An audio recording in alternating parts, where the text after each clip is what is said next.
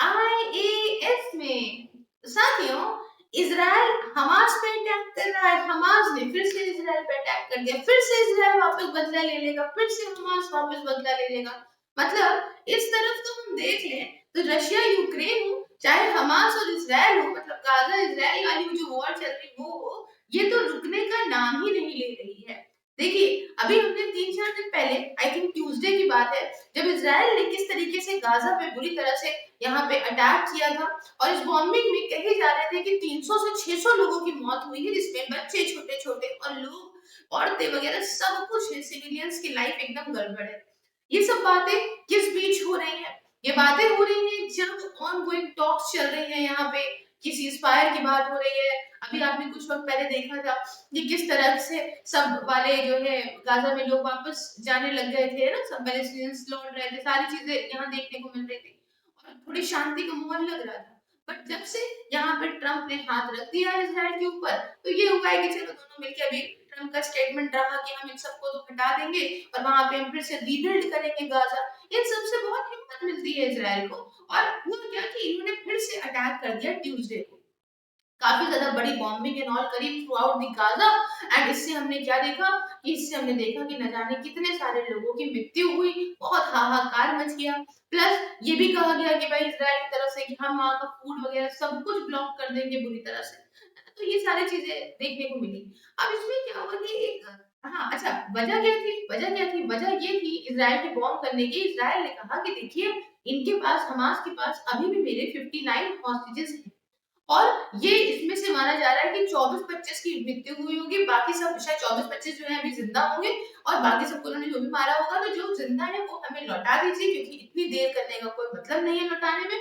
और जो बॉडियां हैं जिनकी, जो जो मर गए हैं, उनकी बॉडी समेत हमको यहाँ पे आप लौटाइए।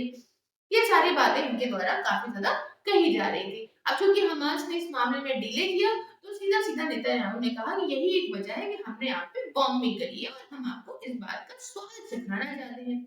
अब इन सब चीजों से क्या होता है कि एक प्रेशर क्रिएट हुआ होगा हमास के ऊपर भी कि भाई इतनी वो बॉम्बिंग कर रहे हैं, हम भी क्यों चुपचाप होके बैठे जब वो अपनी चीजों पे नहीं है, और उन्होंने भी बदले में करा रिटेलिएट। और अब आगे कहानी क्या होती है यहाँ आप समझिएगा।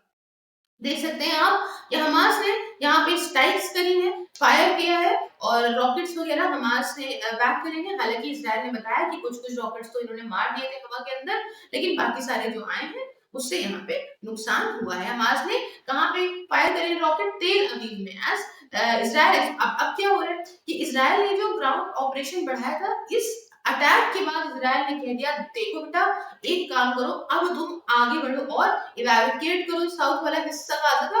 और इसने जानकारी दे दी है कि अब जो है वो इवैक्यूएशन साउथ वाला टाउन का होना चाहिए इसराइल के बाद। अब देखिए अभी तुम्हें ये वीडियो बना रही है, कल की बात है, हो सकता है कि कुछ वक्त में एक और खबर आ जाए कि इसराइल ने भी मौके फिर से अटैक कर दिया, रिटेलिएट कर दिया हमास को। यार जो भी हो रहा है इन दोनों के बीच में तो हो ही रहा है, लेकिन इससे नुकसान क्या है कि वहां के न जाने कितने सिविलियंस इन चक्करों में मरे चले जा रहे हैं, बुरी हालत हो रखी है। ठीक है, आप देख सकते हो आर्टिकल वगैरह, Hamas Fyers rocket at Tel Aviv as Israel expands Gaza ground operation. अब देखिए 2 महीने का सीज फायर था गाजा में, जो कि कोलैप्स हो गया है इसी हफ्ते जब इजराइल ने बॉम्बार कर दिया। ठीक है, फाइटिंग ऐसा लग रहा है कि ये एक तरीके से फुल स्केल वॉर चलेगी ही चलेगी, क्योंकि यहाँ पे सीज फायर को कहने का तो कोई मतलब नहीं है, कह देते हैं उसके बाद फिर से किसी न किसी बात पे जो है वो हो जाती है। अच्छा, अब नया जो इजरायली गाजा स्ट्राइक हुई उसमें माना जा रहा है 85 की जो है वो डेथ हुई थी। उसके बाद जो बॉम्बिंग हुई थी उसमें कई सारे लोगों की डेथ हुई थी। बॉम्बिंग का जस्टिफिकेशन मैंने आपको बताया कि इजराइल क्या देना चाहता है, और यहाँ पे बदले में करा है हमास ने रिटेलिएट। अब आगे क्या होता है अभी तो कुछ घंटों में पता ही चल जाएगा, मैं आपके सामने खबर लाऊंगी। बहरहाल खबर ये है कि आप ज्वाइन कर सकते हो मेरी वर्चुअल लाइब्रेरी को सिर्फ 99 रुपीज पर मंथ में।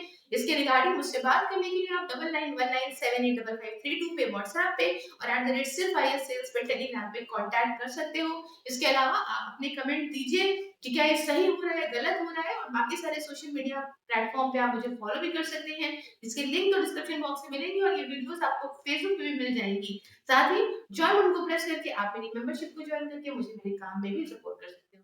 मिलते हैं नेक्स्ट वीडियो में किसी नए इंटरेस्टिंग टॉपिक के साथ। जय हिंद, जय भारत।